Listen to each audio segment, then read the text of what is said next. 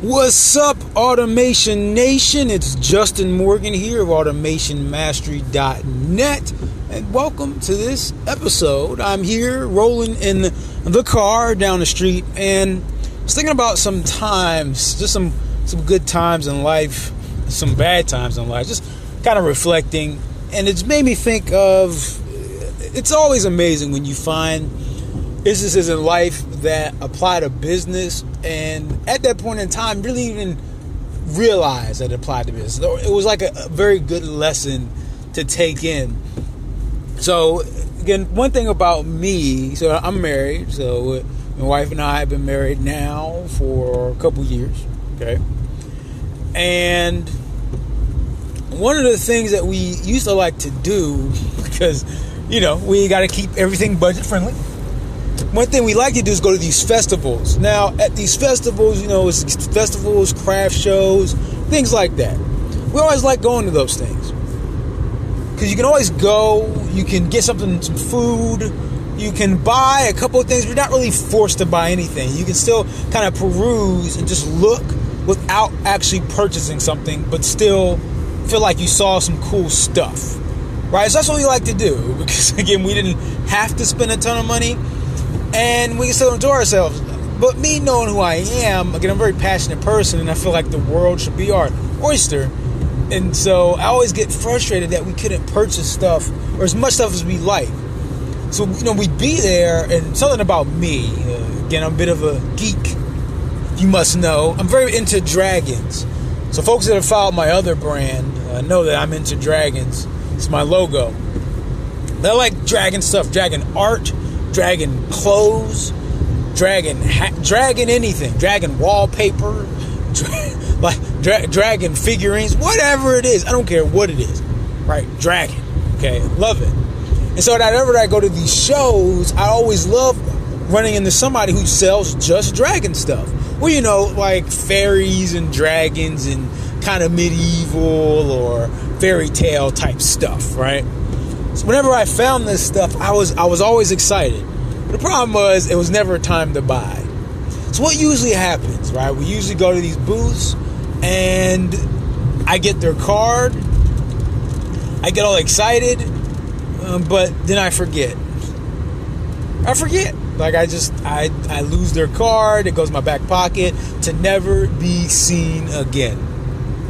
And it hurts though, because then there's always times later where I'm like, oh man, I would really love a dragon something in this version. Or like, oh, that thing I think I saw before, I could afford now, but I don't know how to get a hold of them. Like, I don't remember the website, don't remember none of that stuff.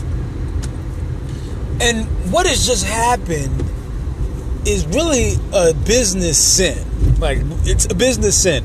Now, I talk about automation, and that's the title of this podcast. Automation isn't always just about having a certain tool. It's very much about a process. And a process being successful is about principles, right? So hang in there with me.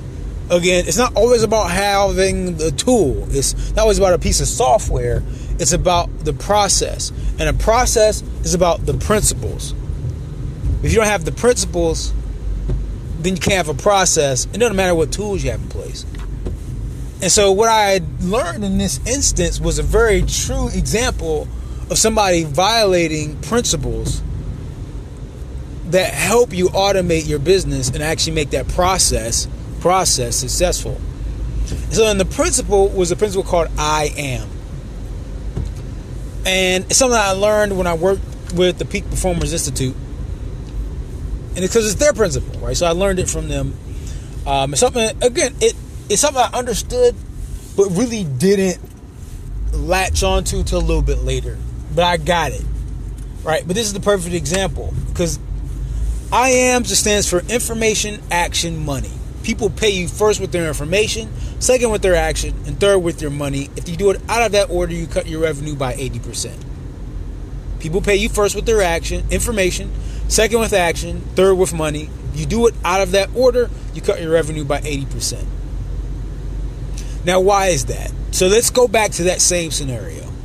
So again, I go to all these booths and these craft shows. I know you're going to a craft show, all right? You're going to a festival.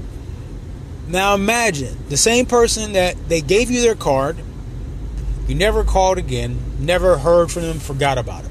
Imagine that same person instead got your information. So let's say they called me, like they got my information. So that way they could call me later. So imagine they call me around tax time, call me around Christmas time. Maybe they call me in November when I'm making my Christmas list, right? Say hey, or send me an email or text message saying, hey, we have special deals going on in our brand for this dragon thing, right? Imagine they did that. Especially me. So if you contact me in November with some deal, with some new gadget, some cool tool, or something about dragons, guess what? It's going straight on the Christmas list. All right? It's going directly on the Christmas list. So imagine if they did that. So first they got my information, and then I took action. So then I would have to take action by, putting it on my Christmas list, giving it to my wife. Wife has to go then shop for it. Then they get my money. Now, that's me. But imagine, because if they're not getting my information, they're also missing out on information for probably hundreds and hundreds of people. So that 80% I just mentioned makes sense. Think about it. Think about how many more deals, how many more sales, how many more products they'd be able to push out if they were to capture information first and then contact you later at the right time with information on a sale, a deal, or just to remind you that you're interested. This is a principle of business and a principle of automation. Something that automation helps achieve very well. Just a tip I have this week.